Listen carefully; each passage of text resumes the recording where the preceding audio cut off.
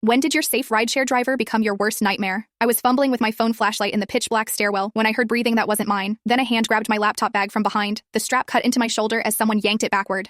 Hard. My phone clattered down the concrete steps, the flashlight spinning wildly in the dark. Just trying to help you in the dark, Lauren. That voice. Marcus Rivera. My rideshare driver from this morning, from last Thursday, from way too many rides lately. I screamed. The sound echoed off the concrete walls of Building B's stairwell. 9th floor. No power since the transformer fire hit Harrison Street 20 minutes ago. His grip on my bag tightened instead of releasing. Let go. I pulled forward, but he pulled back harder. You're scared. Let me help. His breath was close. Too close. A door banged open 2 floors down. What's happening out here? Mr. Kim's voice from the 7th floor. Marcus released my bag instantly. Found her struggling in the dark. He called down, his voice completely calm now. Just being a good neighbor. My hands shook as I grabbed my phone from the step. The screen was cracked, but the flashlight still worked. I pointed it at his face. He smiled. See you around, Lauren. He moved past me down the stairs. Be safe. I stood there shaking until I heard the ground floor door slam shut. Then I ran up the last flight to my apartment and triple locked the door behind me. That's when everything clicked. 2 weeks ago, September 28th, he was at my gym, Planet Fitness on Morrison Street, 6:30 in the morning. I just started warming up when he appeared on the treadmill right next to mine. 20 empty machines, and he picked the one beside me. Lauren? What are the odds? He'd smiled that same smile. Must be fate. 3 weeks ago, September 21st, Trader Joe's.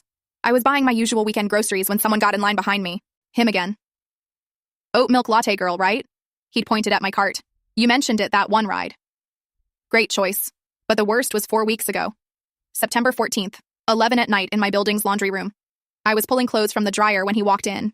Oh hey, visiting my buddy Jake in 4B, casual, normal, except 4B had been vacant since August when Mrs. Patterson moved to assisted living. I opened my rideshare app with trembling fingers and checked my ride history. The pattern was right there. Marcus Rivera had been my driver 11 times in 8 weeks. Every Thursday morning, airport run for work, 6 for 6. My Monday morning rides to client meetings, 4 out of 5. Random evening rides, always him. His acceptance rate for my rides was 100%. I checked the forums. Normal acceptance rate for my neighborhood was 60%. Drivers usually declined because it was too far from downtown. The next morning, I went straight to Ray Patel, our building manager. Former cop. Still had that cop instinct for bullshit. Pull up the security footage from the last month, I said. Ray's face changed as we watched. September 18th, 2:30 a.m., someone trying to enter with a key fob. The angle caught his face. Marcus. September 25th, 3:15 a.m., October 2nd, 1:45 a.m., October 9th, 4:20 a.m., 4 attempts in 3 weeks. This is bad. Ray pulled up the visitor parking logs. Marcus's silver Honda Accord, license plate 7G3J892, showed up 17 times. Always late night, always parked in the spot with a direct view of my 8th floor window, north side. The visitor log was worse. Marcus R. had signed in 6 times to visit 4B, the apartment that had been empty for 2 months. My phone buzzed. Text from Jasmine with a screenshot. Isn't this your rideshare guy? It was Marcus's Facebook page. 47 photos posted since August. All taken within 2 blocks of my building. The captions made my skin crawl. Great neighborhood. Love this area. Might move here. I was back in my apartment now. Door triple locked, kitchen knife on my nightstand. I texted Jasmine. Please come stay tonight. I'm scared. I opened the rideshare app to report him. His profile showed 2 minutes away. I hadn't booked a ride. I looked out my window. His Honda was circling my block. A message popped up in the app. Hope you got home safe in the dark. Always looking out for my favorite passenger. My Instagram notification lit up. New follow request from Marcus Rides 34. I clicked his profile. No posts. Following only 12 accounts. I checked them. All women, all young, all Asian. My hands shook as I screenshotted everything. The evidence, the pattern, the escalation. This won't end unless I end it. I had 2 choices. Abandon my $3,200 deposit and run, or fight a man who knew exactly where I lived and when I was alone. I chose to fight. Friday morning, October 13th, 7 a.m. Jasmine was making coffee in my kitchen while I sat on hold with rideshare support. The automated voice kept saying, your call is important to us every 30 seconds. 47 minutes. That's how long I waited before getting transferred twice and finally reaching someone. Hi, this is Brittany from the safety team. How can I help you today? I took a deep breath. My driver has been stalking me. He shows up at my gym, my grocery store, my apartment building. He tried to break into my building 4 times. I have security footage. I could hear her typing. I'm so sorry you're experiencing this. Can you provide the driver's name and approximate dates of these incidents? Marcus Rivera. It's been happening for the past 2 months. I gave her the dates, the locations, everything while Jasmine refilled my coffee. Has he explicitly threatened physical harm? He grabbed my bag last night in my building's stairwell. During a ride? No, in my building during a power outage. More typing. So this occurred outside of a platform interaction? He only knows where I live because he's been my driver 11 times. I understand your concern, but if the incident didn't occur during an active ride, it falls outside our jurisdiction. I wanted to throw my phone. He was at my gym, Planet Fitness on Morrison. Gyms are public spaces. We can't control where independent contractors go during their personal time. But he only knows my gym schedule from driving me there. Unfortunately, we can't restrict drivers from accessing public establishments. Jasmine mouthed, "What the fuck?" from across the kitchen. I put the phone on speaker. So what can you do? I asked. I can issue a warning for unprofessional conduct. That's it? A warning? Without direct threats made during an active ride, our options are limited. But the warning will go on his permanent record. I rubbed my temples. Can I at least block him from accepting my rides? Absolutely. You can block any driver through the app settings. I opened the app, clicked settings, clicked safety, nothing. I don't see that option. Brittany paused. I heard more typing. Oh, I apologize. That feature isn't available in your market yet. It's being rolled out gradually. Are you serious right now? I understand your frustration. Is there anything else I can help with today? I hung up.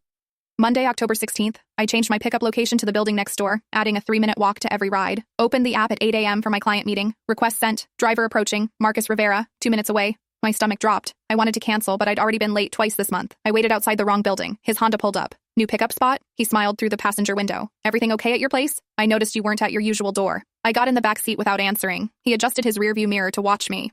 Just trying something different, I mumbled. Change can be good. But your regular spot is much safer. Better lighting. Tuesday morning I left 30 minutes early. 7:30 instead of 8. Maybe he wouldn't be working yet. Requested a ride. Marcus Rivera. 1 minute away. Early bird today. He was practically cheerful. Good thing I started my shift early too. It's like we're synchronized. Wednesday I took the bus. The 38 line was slow and smelled like piss, but at least it wasn't him. I got to work 20 minutes late. At lunch, I walked to Sweet Green. Stood in line checking emails on my phone. Someone got in line behind me. I didn't look up until I heard his voice ordering. Mediterranean bowl, extra feta. Marcus. 3 people behind me. I left without ordering. When I got back to the office, his Honda was parked across the street. He waved from the driver's seat. Thursday morning, I went to my regular Starbucks. Different location than usual, one near the office instead of home. Ordered my oat milk latte, waited by the pickup counter. The door chimed. Marcus walked in. Lauren? The barista called my name. Marcus stepped forward. That's my regular. We ride together all the time. He smiled at the barista. She got me hooked on oat milk. My coworker Tim was behind me in line. Everything okay? That guy has been following me. Tim looked at Marcus, who was now chatting with the barista about coffee beans. Maybe he just likes the same coffee. This is the only good place around here. He's my rideshare driver. He's been stalking me for weeks. Tim shrugged. San Francisco's a small city. I run into the same people everywhere. Marcus picked up his drink and walked past us. See you tomorrow, Lauren. Usual time. The rage built in my chest. I had security footage, documentation, evidence, but everyone acted like I was overreacting, like this was normal, like I was the problem for not finding it charming that my driver memorized my entire life. Friday was worse. I was heading to the elevators at 5:30 when I saw him standing there. Marcus, visitor badge clipped to his shirt. Hey, Lauren. His face lit up like we were old friends. Heading home? I'm right outside, can give you a ride. I stopped walking. My hands found my phone in my pocket. I don't need a ride. He stepped closer. Come on, we're friends by now. Another step. I know you hate the bus. Saw you on the 38th yesterday. Looked miserable. He'd been watching me on the bus, following the bus route. My throat went dry. Jerome, the security guard, was at his desk 10 feet away, watching us, not moving. Marcus had a visitor badge. That made him legitimate in Jerome's eyes. The elevator dinged. My manager, Derek, stepped out, saw me frozen there, Marcus too close. Everything okay here? Marcus turned on the charm instantly, just offering a regular customer a free ride. We drivers look out for our regulars. She takes my car every Thursday morning, 8 a.m. sharp to the airport. How did he know my exact schedule? I'd only mentioned the airport once. Derek looked between us. Marcus kept talking. Gas prices are crazy right now. I was doing deliveries here anyway. Figured I'd save her the app fees. I said no. My voice came out smaller than I wanted. Derek moved closer to me. I think she's good, man. Marcus raised his hands. No pressure, just being friendly. He smiled at me. See you around, Lauren. He walked out through the lobby doors. I watched him go to his Honda, parked right in front of the building in the loading zone. He sat there for 5 minutes before driving away. In the elevator, Derek turned to me. That was weird, right? Finally, someone else saw it. He's been stalking me for weeks. Shows up everywhere I go. Derek nodded slowly, then ruined it. Still, free rides in this economy? Maybe consider it. My rideshare bills are killing me. He's stalking me. Or he's entrepreneurial. Drivers hustle for regular customers. My guy gives me his personal number for airport runs. The elevator opened on my floor. I got out without responding. Even when people saw it happening, they explained it away, made it normal, made me the weird one for being scared. Saturday morning, I checked my email, one from the rideshare company. We've addressed your concern with the driver partner. Thank you for helping us maintain a safe platform. That was it. I opened the app. Searched for Marcus's profile. Still active, still driving, still 2 minutes from my location even though I was at Jasmine's apartment across town. I called support again. Different person this time, a man named Kevin. I reported a driver for stalking and he's still active on the platform. Let me check your account. I see a report filed yesterday. The driver received a warning about maintaining professional boundaries. A warning? He's stalking me. Has he accepted any of your ride requests since the warning? No, but... Then the intervention worked. The system is designed to prevent unwanted driver-passenger matches. He's still following me. He showed up at my workplace. Kevin's tone shifted. Ma'am, that's a serious accusation. Do you have proof? I have security footage, photos, documentation of every incident. You should contact local law enforcement for matters outside our platform. He only knows where I live and work because of your platform. Our drivers are independent contractors. We're not responsible for their actions outside of active rides. I hung up, opened Reddit, searched rideshare driver stalking, found a thread from 3 months ago. Drivers talking about an app called Ridekeeper. It saved passenger addresses, tracked ride patterns, sent alerts when favorite passengers requested rides. Completely separate from the official app. Invisible to the company. I called support again. Got Brittany this time. Drivers are using third-party apps to track passengers. We cannot control third-party applications, but they're using your data. Would you like $20 in ride credits for your inconvenience? Are you serious? It's the maximum compensation I'm authorized to offer for service concerns. I hung up. They didn't care. A warning. $20. That's what my safety was worth to them. Sunday night, I couldn't sleep. Every noise made me check the door, the locks, the windows. Monday night was worse. Tuesday, I dozed off around 3 a.m. Wednesday, October 25th, 2 a.m. I woke up needing water, walked to my kitchen, heard something in the hallway, a shuffle, breathing. I looked through the peephole. Marcus was standing outside my door, his ear pressed against it, listening. The hallway was lit. The power was on. He wasn't supposed to be in the building. I crept to my window, looked down at the entrance. The door was propped open with a rock. He'd been standing there for who knows how long, listening to me sleep, listening to me breathe. 3 days after they warned him, he was literally at my door. I didn't sleep for 3 days after that. Thursday morning, I opened Excel and started documenting everything, every single incident, date, time, location, witnesses, color-coded by type, red for physical encounters, yellow for digital contact, blue for sightings. By noon, I had 73 entries in 3 weeks. The pattern was escalating, the timeline shrinking. I downloaded a recording app, $999 per month, started recording every conversation, borrowed Jasmine's dash cam for when I had to go outside, mounted it on my backpack strap facing behind me. Ray came through with the security footage, 3 encrypted USB drives covering the last 8 weeks. We sat in his office reviewing everything. This is worse than I thought. Ray pulled up the visitor log database. Look at this. Marcus R. Visiting Jake Thompson, 4B, 6 different dates. Who's Jake Thompson? I asked. Ray searched the tenant database. Nothing. Searched the lease records. Nothing. Searched the previous tenant list going back 5 years. Nothing. Jake Thompson doesn't exist. We went through the parking logs. 23 instances of Marcus's Honda in visitor parking. Always after 10 p.m., always in spot 14, which had a direct view of my bedroom window. I'm building a case for the police, I said. Ray nodded. You need more. They'll say it's circumstantial. That night, I created a fake rideshare account. Jennifer Walsh used Jasmine's photo with her permission, started tracking Marcus's driving patterns. The data was shocking. Every morning, he had a 98% acceptance rate for rides in my neighborhood. After 4 p.m., 20%. He was declining rides that would take him more than 2 miles from my building. He was losing money to stay close to me. Between 4 p.m. and midnight, he declined 47 rides that would have earned him at least $300. Just to circle my neighborhood. Waiting. Tuesday, October 24th, 8 p.m. I needed anxiety medication from the pharmacy. Had been putting it off for 3 days, but the panic attacks were getting worse. Walked the 4 blocks quickly, got my prescription, headed back. The elevator was already there, doors starting to close. I hurried forward, a hand shot between the doors. They bounced open. Marcus. Lauren. What a coincidence. He stepped in, hit the close door button immediately. The doors shut before I could back out. My floor button was already lit. 8. He hadn't pressed any button for himself. 47 seconds from ground to 8th floor. I counted every one. He stood between me and the door panel. Too close. I could smell his deodorant. Axe body spray. My keys were in my hand. I slipped them between my fingers. Haven't seen you on the app lately. His voice was soft, hurt. Did I do something wrong? Just been taking the bus. He laughed. That's silly. You know I give you good rates. Remember that airport ride? I only charged you base fare, saved you $15. His hand moved, brushed my arm. I pressed against the wall. I take care of my regulars. Another brush. Especially you. The elevator stopped. 4th floor. The doors opened. Mrs. Peterson shuffled in with 2 bags of groceries. 83 years old. Lived alone. Marcus's entire demeanor changed. Let me help you with those bags. He took them from her hands, all charm. Heavy load for such a lovely lady. Mrs. Peterson blushed. Such a nice young man. The elevator started moving again. My floor was coming. I moved toward the doors. We should talk about why you're avoiding me, Marcus called out as the doors opened on 8. I didn't answer. Walked fast down the hall, heard the doors close behind me, got to my apartment, locked the door, made it 3 steps to my kitchen sink. I vomited, couldn't stop shaking. The adrenaline crash hit hard, my body finally processing the fear I couldn't show in that metal box. 47 seconds of terror. I called Jasmine. I can't do this anymore. Pack a bag. You're staying with me tonight. I threw clothes in a duffel, checked the hallway through the peephole. Clear. Ran to the stairwell, took the stairs down, texted Ray from the lobby. Marcus just trapped me in the elevator. Ray texted back immediately. Getting the footage now. But I already knew what it would show. Marcus helping an old lady with her groceries. Being a gentleman. Nothing that looked like a threat. Everything that felt like one. At Jasmine's apartment, I couldn't stop searching for answers. I opened Facebook, typed Women's Safety in Rideshare Bay Area into the search bar. The group had 12,000 members. I scrolled back through months of posts. Creepy drivers, uncomfortable rides, safety tips. Then I found it. 8 months ago. Sarah Martinez.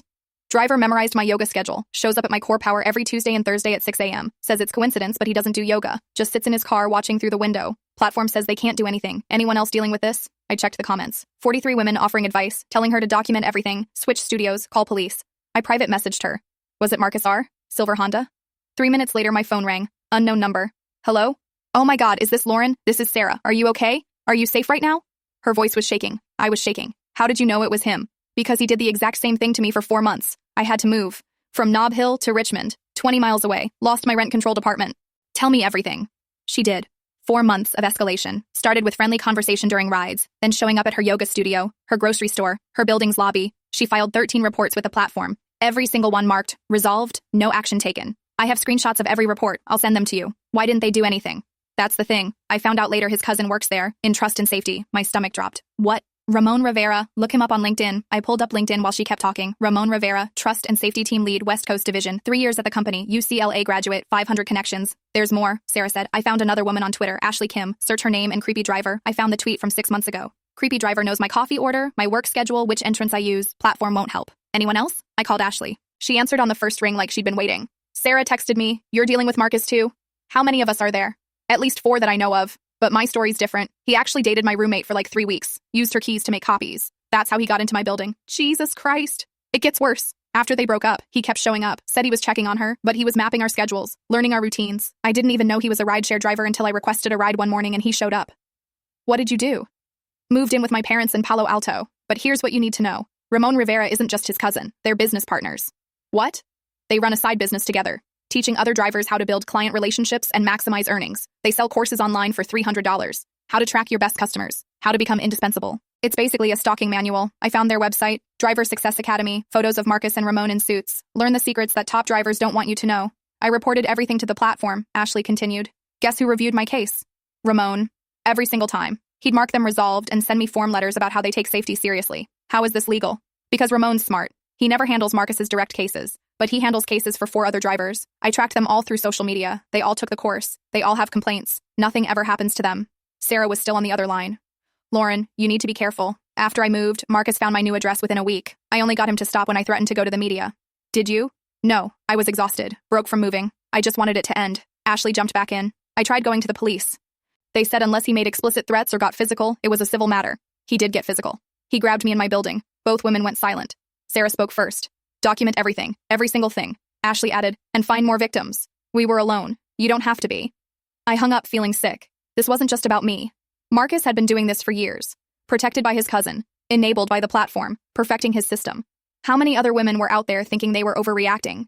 Thinking they were alone? I needed to see the evidence Sarah had collected. Wednesday, October 25th. We agreed to meet at Blue Bottle Coffee on Mission Street. Public place, lots of witnesses. Safe. Sarah was already there when I arrived. Small woman, dark hair pulled back tight. She had a folder thick with papers. These are all my reports. She spread them across the table. 13 reports over 4 months. Look at who reviewed them. Every single one. Ramon Rivera. Resolved. No action required. We were comparing timestamps when the door chimed. I glanced up. Marcus. I dropped behind the counter before thinking. The barista stared at me. Ma'am, you can't be back here. Please. My voice came out as a whisper. That man is stalking me. She looked confused but let me crouch behind the espresso machine. My phone buzzed. Text from Sarah. He's asking about you. Says you're good friends. I could hear his voice carrying over the coffee shop noise. Lauren Chen usually comes here Wednesdays. We always ride together Wednesday mornings, the barista responded. Haven't seen her today.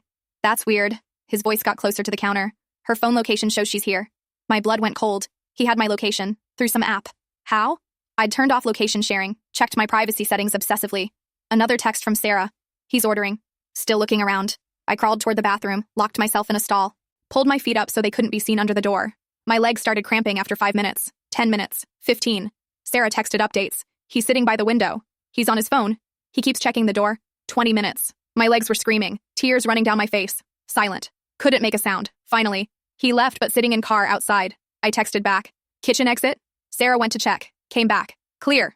Go now. I ran through the kitchen. The staff yelled, but I kept running. Out the back door into the alley. Requested an Uber from 2 blocks away. Different pickup location. The driver was confused. Thought you were at Blue Bottle? Change of plans. Later, Sarah sent me a screenshot from the driver forum Marcus had posted. Declined 3 airport runs to track down a problem passenger. Sometimes you have to protect other drivers from false reporters. 3 rides. Probably $200 he gave up, just to hunt me.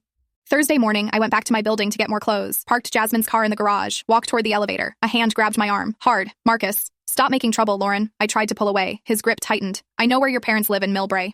His voice was calm, conversational. Such a nice house. Cute garden. Your mom works at Kaiser, right? Night shifts. Alone in that parking garage. My knees went weak. Stop reporting me. Stop talking to Sarah. Stop making trouble. He let go of my arm. Wouldn't want them involved. He walked away, got in his Honda, drove off. I stood there shaking. He knew where my parents lived, had been there, watching them. I thought I was building an airtight case, but he was 3 steps ahead, and now he'd made it clear this wasn't just about me anymore. I called my parents that night and told them to stay with my aunt for a few days. Thursday, November 2nd. The transformer fire hit at 10:35 p.m. Half of downtown went dark. I was in the parking garage getting my laptop from Jasmine's car when the lights cut out. The elevator was dead. Emergency lighting kicked in but barely lit anything. I used my phone flashlight to find the stairwell door. 3% battery, had to make it last 9 floors. The concrete stairwell echoed every footstep. Mine weren't the only ones. Someone was behind me, following, matching my pace. I walked faster. They walked faster. Ran up 2 flights. They ran 2. 9th floor landing. Almost there. A hand grabbed my laptop bag strap from behind. Yanked hard. "Let me help you with that." "Marcus," I screamed. The sound bounced off the concrete walls. He pulled harder on the strap. "Stop being dramatic. I'm helping." The strap cut into my shoulder. He jerked me backward. I stumbled. He pushed me against the wall. "You're trying to ruin my life." His face was inches from mine. I just wanted to be friends. I could smell the energy drink on his breath. His hand pressed my shoulder into the concrete. 42 complaints you filed." His voice was calm, matter of fact. I counted every single one. 42. My phone died. Complete darkness. "You cost me my 5-star rating, my bonuses. My cousin Ramon had to cover for me 17 times. His breath was hot on my neck. All because you can't take a compliment, can't appreciate someone looking out for you. A door opened below us. Light spilled up. "What's happening?" "Mr. Kim from the 7th floor." Marcus let go instantly. Stepped back. His whole demeanor changed. "Found her scared in the dark. Poor thing." He called down to Mr. Kim. "Power's out." She was struggling with her heavy bag. I grabbed my laptop bag and ran up the last flight. Behind me, Marcus kept talking to Mr. Kim, playing the hero, the helpful stranger. I fumbled with my keys in the dark, got inside, locked the door, the deadbolt, the chain. That's when I realized my laptop bag felt wrong. Too light. I opened it. The laptop was gone. Number, not gone. I heard a crack from the stairwell. Went to my window. Emergency lights in the parking garage showed Marcus by his car, dropping something in a dumpster. My laptop, with all my documentation, all my evidence, everything I'd been building. I found my backup phone charger, plugged in my phone, called 911. "What's your emergency?" "I was just assaulted in my building." "Are you injured?" I looked at my shoulder in the mirror, red marks turning purple, my arm where he'd grabbed me, already bruising. "Yes. We'll send someone when we can, but with the power outage, it might be a few hours." I called Ray next. "The cameras," I said. "Did they catch anything?" "Cameras went down with the power. Battery backup failed last month. We were waiting on replacement parts. No footage, no laptop, just bruises and my word against his." I sat in the dark apartment, door locked, knife on the coffee table, waiting. 3 hours later, 2 cops showed up, took photos of my bruises, took my statement, asked if I wanted to press charges. "He assaulted me." "Did he say he was going to hurt you?" "He pushed me against a wall." "Did he threaten you explicitly?" "He said I was ruining his life." They exchanged looks. "That's not really a threat, ma'am. He's been stalking me for 2 months." "Do you have evidence?" "It was on my laptop." He destroyed it. Another look between them. "Without evidence or witnesses, it's your word against his." Mr. Kim heard us. Heard what, exactly? I realized how it would sound. Mr. Kim heard Marcus offering to help, heard me scared, heard nothing that sounded like assault. They gave me a case number, said a detective would follow up, left. I sat in the dark with my dead laptop, my bruises, and the knowledge that Marcus had won this round. The bruises looked worse in daylight. Friday morning, I sat on Jasmine's couch showing her my shoulder. Purple fingerprints where Marcus had grabbed me. A dark line where the bag strap had cut in. "Are you absolutely sure it was him?" Jasmine stared at the marks. "It was dark." I pulled back. "What?" "I'm just saying. You've been really stressed. Maybe in the dark you thought..." "Thought what?" "That I imagined someone grabbing me." "Not imagined. Just misidentified." It was a power outage. Everyone was panicking. I couldn't believe what I was hearing. Jasmine, my best friend since college, the one person who'd been supporting me through this. He said my name, Jasmine. She nodded slowly. Too slowly. "I believe you believe that." I got dressed for work in silence. The doubt in her voice hurt worse than the bruises. At the office, I went straight to HR. Patricia's door was open. She looked up from her computer. "Lauren, what can I do for you?" "I need time off this afternoon. Police follow-up." She frowned. "Another police matter?" "That's 4 absences this month. I'm being stalked. I was assaulted last night." Patricia leaned back in her chair. "These absences are affecting your performance. The Morrison project is behind schedule." "Someone is stalking me. That's concerning." She folded her hands. "But perhaps consider whether you're misreading signals. Sometimes when we're stressed, we can misinterpret friendly behavior as threatening." He grabbed me in a stairwell. "Have you considered talking to someone? We have an excellent employee assistance program, 3 free counseling sessions." I walked out. My phone rang. "Mom." "Lauren, your father told me about this situation with the driver." "It's not a situation, Mom. He's stalking me." "Just ignore him, like I ignored your father's drinking all those years." "That's not the same thing. You young people call everything assault now. In my day, we just avoided problematic men." "Mom, he grabbed me. He knows where you live. Your father wants to talk to him, man to man. Clear this whole thing up." "Absolutely not. Maybe if you dressed less provocatively." I hung up. Back at Jasmine's that night, she was making dinner, trying to be supportive. But I could see it in her eyes. The exhaustion. "I believe you." She put a plate in front of me. "But maybe just move? This is consuming your life." "I can't afford to move." "Then move in with your parents for a while." He knows where they live. She sighed. Lauren, you've spent every night for 2 weeks talking about Marcus. You've missed work. You're not sleeping. Maybe the best thing is to just let it go. Let it go? Not let it go. Just step back. Focus on healing. He assaulted me. I know. I'm not saying he didn't. But what's the end game here? Even if you prove everything, what happens? He gets a warning? You've already lost your laptop, your peace of mind, your... My best friend? She looked hurt. That's not fair. Neither is you doubting me. Monday at work, Derek pulled me aside. Hey, about Friday. I thought he was going to ask about my bruises. I'd worn a cardigan, but you could still see them on my neck. The team's noticed you've been distracted. Missing meetings, leaving early. I'm dealing with something. I get it. But no offense, the drama is affecting team morale. Drama? The police visits. The crying in the bathroom. People are uncomfortable. Someone is stalking me and I'm making people uncomfortable? I'm just saying, maybe take some real time off. Get your head right. Come back when you can focus. You want me to take unpaid leave because I'm being stalked? He shrugged. I'm trying to help. The partners are noticing. Everyone who was supposed to support me was pulling away. Jasmine doubted me. My parents minimized it. HR thought I needed therapy. My manager thought I was the problem. Marcus had isolated me without even trying. Or maybe that was part of his plan. Make me so toxic, so exhausting that everyone would abandon me. It was working. Tuesday morning, my phone started exploding with notifications. 47 Instagram DMs, 18 LinkedIn messages. My Facebook that I hadn't checked in months suddenly had 93 friend requests. I opened Instagram first. The messages were all variations of the same thing. Lying bitch, trying to destroy a good man. Attention whore. Hope you get what's coming to you. Sarah Martinez texted me a screenshot from Facebook. Rideshare Drivers Unite, Bay Area Group. Marcus had posted Sunday night. False accusation destroying my life. Female passenger claimed I was stalking her because I remembered her coffee order and tried to give good service. Now facing termination after 5,000 rides with 4.8 stars. This is what happens when drivers go above and beyond. Women like this destroy working men's lives for attention. 847 reactions, 163 comments, posted 6 hours ago. I scrolled through the comments. My stomach turned. Another false accusation. This is why I record every ride. Same thing happened to my buddy. Bitter woman cost him his income. These lying females need consequences. Then someone found me. Found her LinkedIn. Lauren Chen, marketing coordinator at Brennan Associates.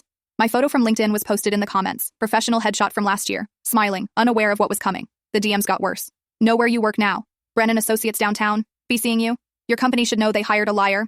By noon, someone had posted my work address. 545 Market Street, 14th floor. This is where the false accuser works. My desk phone started ringing. Reception forwarding calls. Is this Lauren Chen? Yes? You're destroying an innocent man. Live with that. Click. Another call. Fire Lauren Chen. She's a liability. Another. That driver has 3 kids to feed. Our receptionist Emma came to my desk. Lauren, what's happening? We've gotten 30 calls about you. Before I could answer, Derek appeared. Conference room. Now. CEO, Michael Brennan was waiting. He had his laptop open. On the screen, laurenchenlees.com. Someone had built an entire website. My LinkedIn photo as the header, screenshots of my Instagram, my work bio copied from our company website, a timeline of my false accusations, Marcus's version of every incident. This was sent to every email address on our company directory, Michael said. I stared at the screen. There were photos I didn't even know existed. Me walking into my building, at the gym, getting coffee, all taken from a distance, all posted as evidence that I was living normally while destroying a man's life. It's not true. He's stalking me. I have police reports. Lauren. Michael closed his laptop. This is affecting our company reputation. Clients are asking questions. He assaulted me. That's between you and the police. But this? He gestured at his laptop. This is affecting business. We had a client threaten to pull their contract if we support false accusers. You don't even know if it's false. It doesn't matter. Perception matters. You've become a liability. Are you firing me? I'm suggesting you take unpaid leave until this resolves, for everyone's benefit. I'm being stalked and you're punishing me for it? I'm protecting the company. You have until end of day to decide. Leave voluntarily, or we'll have to reassess your position. I went back to my desk. More emails flooding in. Someone had posted my personal email address. Kill yourself, lying cunt. You deserve everything coming to you.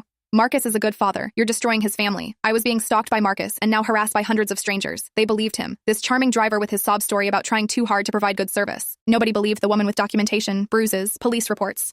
By 3 p.m., the website had a counter. 3,847 people stand with Marcus Rivera. I sat at my desk watching the number climb. 3,847 strangers who hated me, who thought I was lying, who wanted me punished. Marcus had won without even trying. He'd turned me into the villain of my own story. I took the unpaid leave. Wednesday morning, a certified letter arrived at Jasmine's apartment. Return address, legal department, Rideshare Technologies Incorporated. My hands shook opening it. Cease and desist all defamatory statements regarding independent contractor Marcus Rivera. Your false accusations constitute tortious interference with business relations. Failure to comply will result in legal action seeking compensatory and punitive damages. 3 pages of legal threats. They wanted me silent. I called 5 lawyers before finding Catherine Chen. No relation, just coincidence. Her consultation was $300 an hour. This is a slap suit. She reviewed the letter in her downtown office. Strategic lawsuit against public participation. They're trying to silence you. Can they actually sue me? Anyone can sue anyone. Will they win?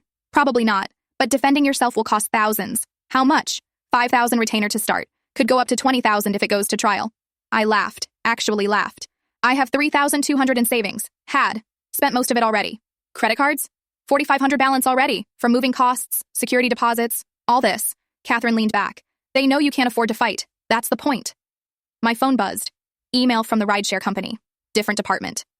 We care deeply about your safety and well-being. We'd like to propose a mediation session to resolve this situation amicably. I showed Catherine. Mediation. With Marcus present. A corporate mediator who works for them. That's insane. That's their solution. You sit across from your stalker and negotiate. Maybe they offer you ride credits if you sign an NDA. I can't sit in a room with him. Then they'll say you refuse to cooperate.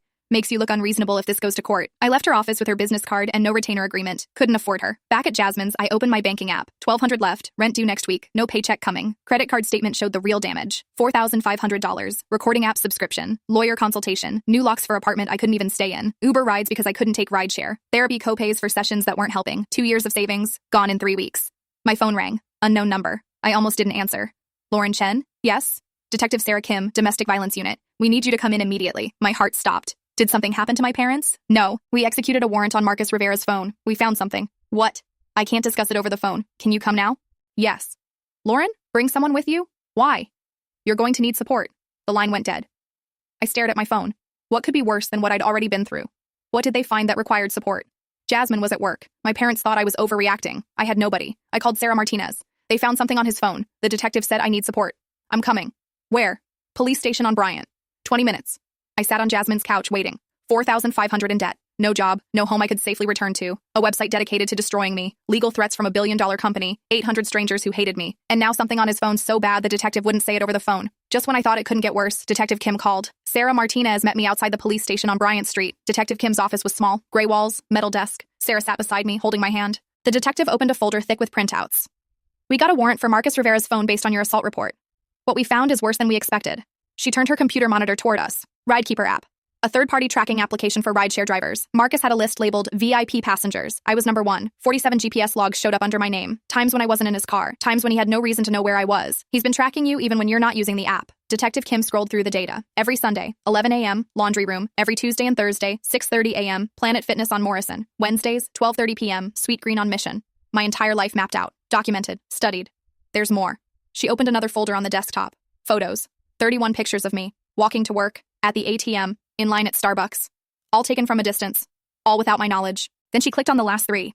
My bedroom window, taken from the parking lot with a telephoto lens. Me changing, not naked but in my underwear. The timestamp showed 11:47 p.m. October 8th. I ran to the trash can. Threw up. Sarah rubbed my back. I'm sorry. Detective Kim handed me tissues. There's one more thing you need to see. She opened text messages. Marcus to someone named Tony Ramirez. Another driver. That pretty Asian girl from Thursday mornings. Finally got her schedule figured out. She's always alone Sunday mornings. Laundry room in the basement. No cameras down there. My blood went cold. No cameras down there. He'd checked. He'd planned. This is the smoking gun. Detective Kim opened one more app. Key copier. It showed radio frequencies. This app clones key fobs. He has your building's entry code saved. So he can get in whenever? Yes. We found 4 other building codes saved, all near your regular pickup locations. Sarah squeezed my hand tighter. This is felony stalking. Detective Kim closed the laptop. Multiple counts. We're filing charges today. Stalking, harassment, attempted breaking and entering, assault. He'll be arrested? Already is. Picked him up an hour ago. Relief flooded through me. Finally someone believed me. Finally there was proof. Finally. But Lauren, I need you to understand something. Bail will probably be set around $25,000. He only needs to pay 10% through a bondsman. $2,500? Yes, he'll likely be out by tonight. Tonight? The restraining order goes into effect immediately. 500 feet, no contact. If he violates it, he goes back to jail. That's it? Pictures through my window and he's out tonight? The system isn't perfect, but now it's documented. Now there's a case. Now if he comes near you, it's immediate arrest. Sarah spoke up. What about the cousin? Ramon? Detective Kim nodded. We're forwarding everything to the rideshare company. But he's not criminally liable for reviewing cases favorably. He enabled this. I know. But legally that's an employment issue, not criminal. 6 hours. That's how long Marcus stayed in jail. By 9 p.m., Sarah texted me. Just saw on the court website. He made bail. $25,000 bond. His mother put up her house. I was back at Jasmine's apartment, triple checking the locks, pushing a chair against the door. He was out, with photos of me half naked on his phone, with my parents' address, with my entire life mapped and studied. But now I had something too. Proof, evidence, a case number. The war wasn't over. It was just beginning. The case should have been my vindication. Monday, November 6th. Marcus held a press conference on the courthouse steps. Navy suit. His elderly mother beside him, rosary in her hands, tears streaming down her face. This is a misunderstanding between a friendly driver trying to provide good service and a paranoid passenger misreading normal kindness. His lawyer spoke next. Polished. Prepared. Marcus Rivera is a good Catholic man. 5 years driving, 5,000 rides, never a single complaint until Ms. Chen decided to destroy his life. The cameras loved it. Hispanic working-class driver versus Asian professional woman. They knew which story sold better. His church showed up. 20 people with handmade signs. Marcus saves souls, not stocks. Judge not lest ye be judged. False witness is a sin. Channel 7 interviewed a woman from his congregation. Marcus drove my teenage daughter home safe every Friday night for a year, never charged us full price. This is a good man being destroyed by lies. Another woman. He helped my disabled mother with groceries every week, for free. This is what happens when men try to be helpful. I watched from Jasmine's couch. Saw myself become the villain in real time. The news website comments were worse. Look at her LinkedIn. Typical entitled tech worker. She's probably jealous he didn't want her. Asian women love destroying men who reject them. Bet she's angling for a lawsuit. Follow the money. 473 comments. I read everyone. By midnight, I was Googling signs you're overreacting. How to know if you're paranoid. False memory syndrome. 3 a.m. Couldn't sleep. Staring at the ceiling. The doubt crept in like fog. He did remember my coffee order. That could be good service. He did help Mrs. Peterson with groceries. That's being kind. Maybe the photos were just coincidence. Maybe he lived nearby. Maybe we shopped at the same places. Maybe I was paranoid. Maybe the stress of work made me see patterns that weren't there. Maybe... Lauren? Jasmine stood in the doorway. Why are you up? What if I'm wrong? She sat on the couch. About what? What if he was just being friendly? What if I destroyed an innocent man's life because I'm paranoid? Lauren, he had photos of you through your bedroom window. But what if... Stop. She grabbed my shoulders. This is what they want. They want you to doubt yourself. Don't let them win. His mother was crying. His mother doesn't know he had 31 photos of you on his phone. The church people don't know he cloned your key fob. But what if I misunderstood? You didn't misunderstand shit. He mapped your entire life. He texted other drivers about you being alone. That's not friendly. That's predatory. I started crying. Everyone thinks I'm lying. Not everyone. The detective doesn't. The prosecutor doesn't. I don't. But all those people don't know the truth. They know his version, his carefully crafted, lawyer-approved version. She was right. But at 3 a.m., alone with the weight of hundreds of strangers calling me a liar, the truth felt very far away. The truth was harder to tell than the lies. Tuesday morning, my phone rang. Unknown number. I almost didn't answer. Lauren? This is Michelle Torres from the Bay Area Rideshare Safety Coalition. I'd heard of them. Advocacy group. Former victims turned activists. Sarah Martinez gave me your number. I've reviewed your case files she forwarded. Okay. This is the most documented case I've seen in 3 years. 47 GPS logs, 31 photos, the key fob cloning. You have everything. Doesn't feel like enough. It's more than enough. Would you consider going public? A BC7 wants to run a story. My stomach dropped. On TV? Emma Rodriguez is the reporter. She's good. Fair. She'll tell your story right. What if it makes Marcus angrier? He's already at maximum escalation. What's he going to do that he hasn't already done? She had a point. He'd already destroyed my job, my reputation, my sense of safety. What was left? Okay. Wednesday, Emma Rodriguez came to Jasmine's apartment with a camera operator. I spent an hour deciding what to wear. Not too nice, didn't want to look elitist. Not too disheveled, didn't want to look unstable. Settled on jeans and a cardigan that showed the bruises on my neck. Ready? Emma asked. Number? Yes. The camera light turned on, red dot staring at me. Tell me what happened. I told her. Everything. The gym, the laundry room, the stairwell, the photos through my window. I showed the evidence binder Ray helped me compile. 200 pages of documentation. Why didn't you just stop using the service? The question everyone asked. The question that made me rage. I need it for work, client meetings, airport runs. Why should I change my entire life because a man can't respect boundaries? But if you knew he was... Should women just never leave their houses? Never use public services? I pay for this service. I should be safe using it. Emma nodded. What do you want people to know? That the platform protected him. 13 reports from Sarah Martinez, dismissed. 8 reports from Ashley Kim, dismissed. My reports, dismissed. They knew. They've always known. The interview aired November 8th, 6 p.m. news.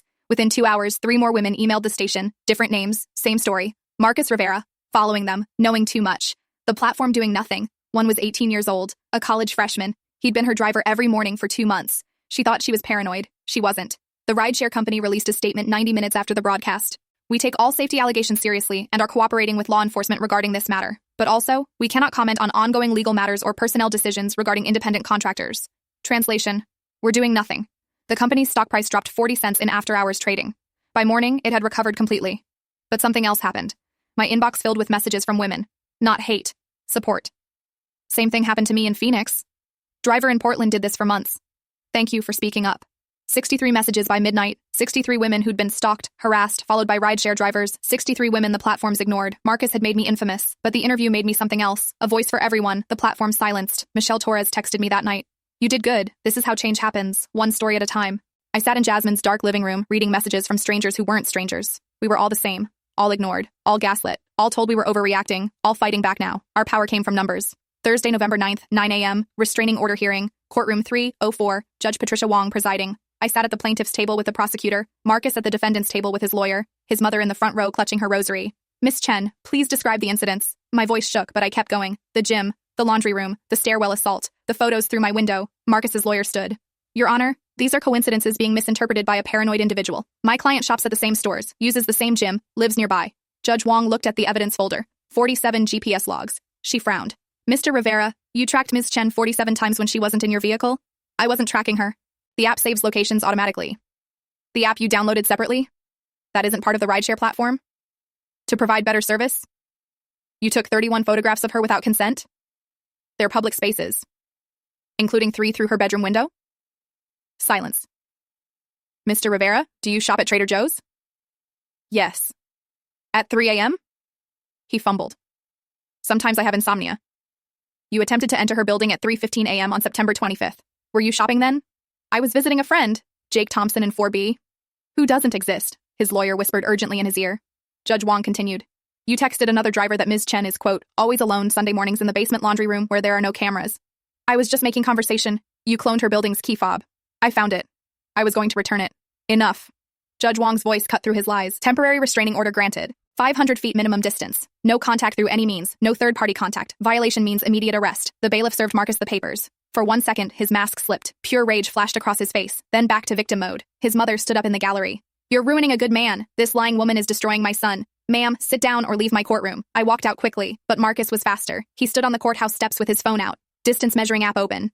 501 feet. He stood exactly 501 feet from the courthouse entrance, smiling, waving, the app showing 501 in green numbers, completely legal. Sarah Martinez grabbed my arm. Don't engage.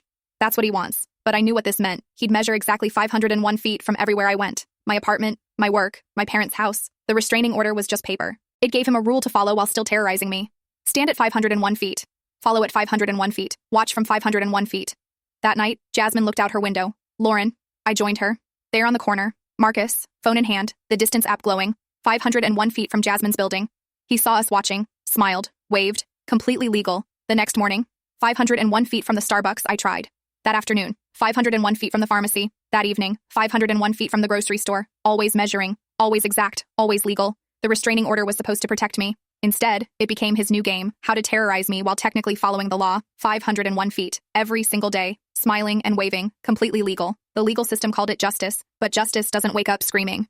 January 15th, the prosecutor's office. A DA Jennifer Liu sat across from me with the plea deal paperwork. Misdemeanor stalking, 18 months probation, no jail time. I stared at her. He terrorized me for months. I know, but it's his first offense. No weapon was involved. If we go to trial for felony stalking, there's a 60% chance he walks completely free. He had photos of me through my window. His lawyer will argue you left the blinds open. Public view doctrine. The GPS tracking? Third-party app. Not technically illegal unless used to commit a crime. Which he did. Which we'd have to prove beyond reasonable doubt to 12 jurors who probably use rideshare every day and think drivers are just hardworking people trying to make ends meet. She was right. I hated that she was right. The plea guarantees consequences. Probation means any violation sends him straight to jail. 52-week stalking intervention program. No contact order for 3 years. 3 years. Then what? He comes back? Then you can renew the restraining order. For the rest of my life? She didn't answer. She didn't need to. January 22nd, courtroom 405, Judge Raymond Chen presiding. No relation to me, just cosmic irony. Marcus wore the same navy suit from his press conference. His mother in the front row with her rosary. His cousin Ramon behind her, smirking. The judge read the plea agreement. Mr. Rivera, do you understand these terms? Yes, Your Honor. How do you plead to the charge of misdemeanor stalking? No contest, not guilty, not innocent, just no contest. The coward's plea. Mr. Rivera, would you like to make a statement? He stood, turned toward me. That practiced remorse face. I misread signals. I thought I was being helpful, friendly. I apologize for any misunderstanding.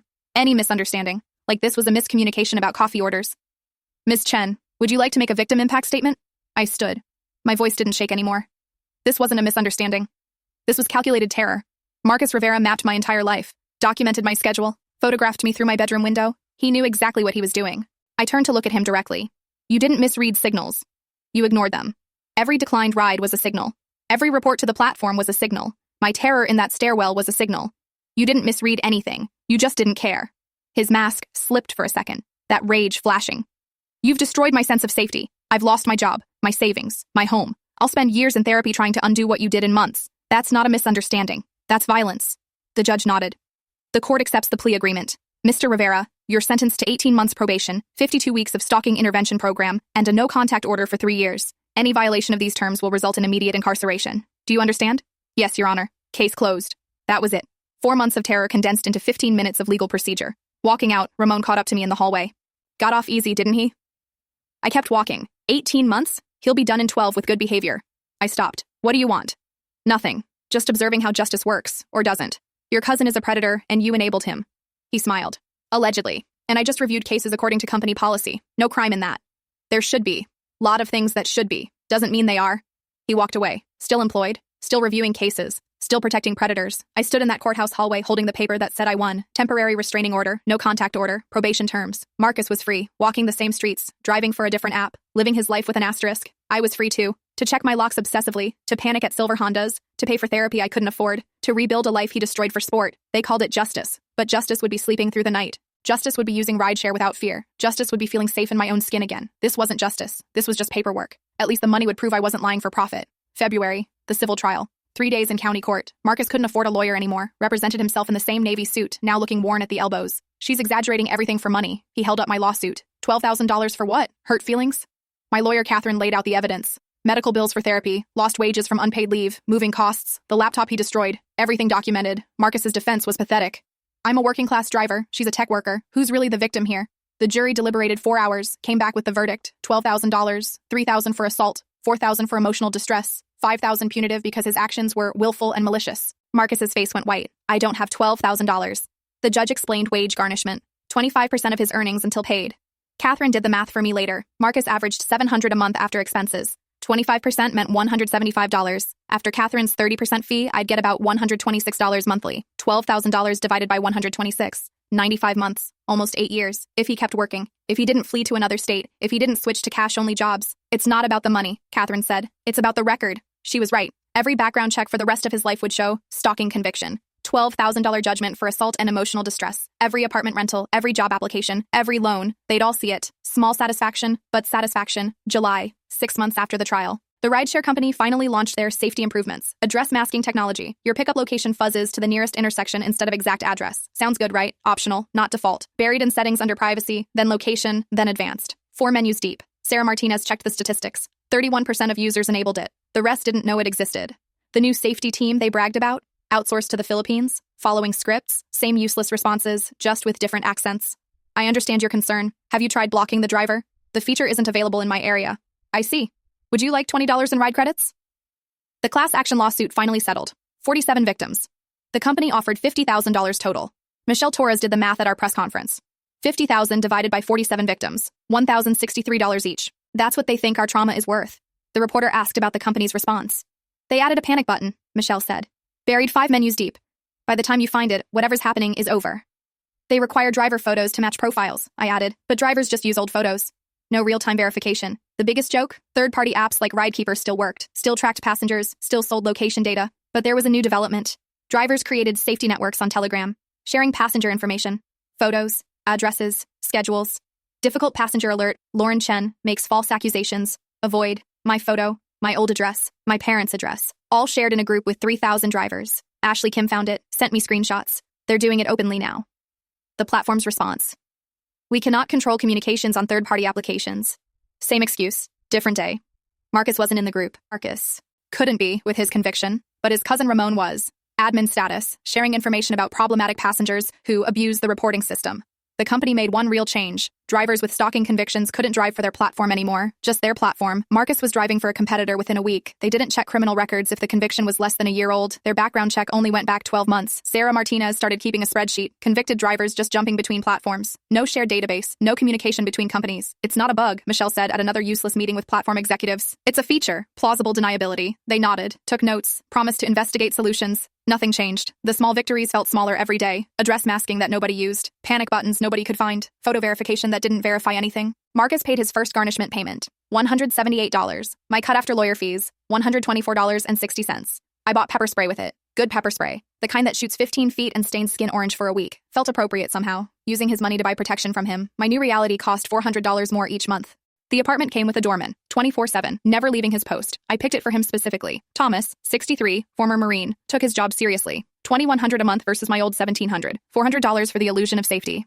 Package for 5B, Thomas would announce when I walked in, even though I could see the Amazon box on his desk. He understood. I needed to know he was watching, always watching. The building had cameras everywhere, hallways, stairwells, laundry room, garage, 42 cameras total. I knew because I asked for the tour, twice. My door had 3 locks now, deadbolt, chain, and a bar that wedged under the handle, $28 on Amazon. I still checked them 4 times before bed, sometimes 5. The pepper spray lived on my nightstand. Professional grade, not the pink keychain kind. Shoots 15 feet, causes temporary blindness, stains attackers orange for a week. I practiced with it in the shower once. Accidentally inhaled the residue, coughed for an hour, worth knowing it worked. Therapy was Tuesdays and Fridays. Dr. Patricia Huang, specializing in trauma and PTSD, $150 per session. Insurance covered 12 sessions total. I was on session 38. How's the hypervigilance this week? I only checked my backseat 14 times instead of 20. She didn't laugh. That's progress. Was it? I bought a car specifically to avoid rideshare. Used Honda Civic, 2009 model, 92,000 miles, $8,000. CarMax approved me at 18% APR because my credit was shot from the lawyer bills. $212 a month for 60 months, plus insurance, plus gas, plus parking, $700 monthly to avoid rideshare. Every silver Honda made my heart rate spike. There were so many silver Hondas. Dating was its own nightmare. First date with James from Bumble went well. Coffee, conversation, normal. Second date, dinner. Third date, he asked about my car. Thought you lived downtown.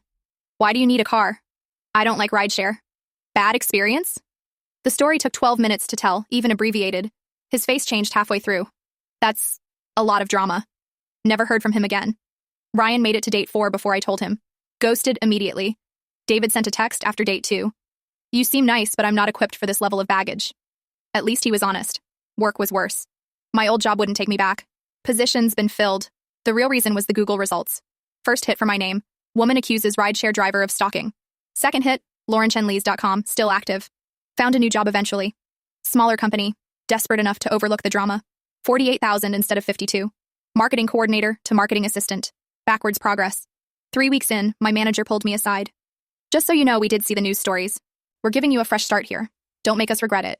The unspoken threat, stay quiet, cause no trouble. Be grateful we hired you at all. Passed over for promotion twice in 18 months. You had a lot of absences last year, they said about the year I didn't work there. They meant the news stories. They meant the reputation. They meant the drama I carried like luggage.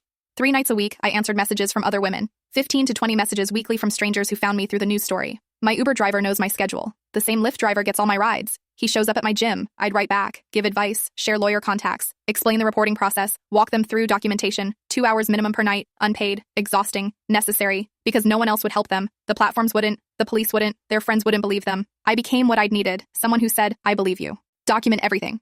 You're not crazy. Sarah Martinez and I started a weekly video chat for survivors, 8 women now, sometimes 12, all of us comparing notes, sharing strategies, holding each other up. Marcus paid this month? Sarah always asked. $124.60. Some months he didn't pay, some months the check bounced. 8 years to collect $12,000, if he kept working, if he stayed in state, if. The real payment was simpler. Every night at exactly 9:43, I'd remember I survived. He tried to break me, failed. That was worth more than $124.60, but survival isn't the same as living. October 15th, 1 year later. Sarah Martinez texted me at work. Marcus got early release, good behavior. 18 months became 12, the system's final insult. I left work early, drove to Whole Foods for groceries, parked, saw a silver Honda 3 spaces over, different plates, same model. My chest tightened. Hands shaking, vision tunneling. It wasn't him, just another silver Honda. There were thousands in San Francisco, but my body didn't know that. Panic attack in the parking lot, full breakdown, sobbing, hyperventilating, customers staring through my windshield. Security knocked on my window. Ma'am, are you okay? Panic attack. I'm fine. He walked me to the office, gave me water, called someone to drive my car home. 43 years old, probably thought I was insane. Sarah texted again that night. He made a fake Instagram, found my new address, posted a photo from outside my building. Ashley Kim the next morning. Marcus is dating someone in my building. Saw them in the lobby. Some poor woman who had no idea, who wouldn't know until it was too late. The vigilance never stopped. Every rideshare I couldn't take, I'd screenshot the driver photo anyway. Send it to Jasmine. This is who's driving near me. She'd text back, got it, without judgment. 3 years of this routine. March. I testified at the state assembly about cross-platform driver bans, told my story to a room of politicians. Assemblyman Rodriguez nodded sympathetically. We'll look into legislation requiring shared databases between platforms. Nothing happened. Nothing ever happened. But something grew from the nothing. Sunday self-defense classes in Ray's building. He gave us the community room free. 12 women now, sometimes 15. Not just physical moves, awareness, documentation, legal rights, everything I wished I'd known. Trust your gut, I told them every week. If something feels wrong, it is wrong. Document everything. The financial tally made me sick when I calculated it. $3,600 in therapy, $8,000 for the car, $4,800 extra rent per year, lost promotion worth $8,000 annually, moving costs, legal fees, security devices, $31,000, the price of survival. Meanwhile, Marcus paid his $178 when he felt like it. Missed 4 payments already. Wednesday nights, the support group met on Zoom. 8 women regular, sometimes 12, all different stories, same theme. My driver memorized my Starbucks order. He knows which door I use at work. The platform said they can't do anything. Tonight was my turn to share updates. Marcus got early release. He's driving for another platform, dating someone new, still out there. Silence. They all knew what that meant. I won the case. I continued. Got the restraining order, got him convicted, got $12,000 judgment, and I still check my locks 4 times before bed. Still can't use Rideshare, still panic at silver Hondas. Maria, new to the group, asked what everyone asked. Was it worth fighting? I won my case. He got probation. I got a life sentence of fear. Nobody spoke. We all knew the math. The system's arithmetic where predators got warnings and victims got permanent trauma. But fighting back gave me something, I added. The knowledge that I didn't let him win completely, that I made noise, that maybe the next woman will Google his name and find my story. The meeting ended. I sat alone in my apartment with triple locked doors and pepper spray and hypervigilance that would never fully fade. They call it justice. But justice would be feeling safe again. Justice would be not checking my rearview mirror every 30 seconds. Justice would be sleeping through the night without checking my locks 4 times. I won in court but lost everything else. Marcus is driving for another rideshare company right now. The platform that banned him never told the others. There's no shared database. He's out there, probably doing this to someone else. Document everything. Trust your gut. Make noise until they listen. And remember, you're not crazy, you're not overreacting, you're surviving.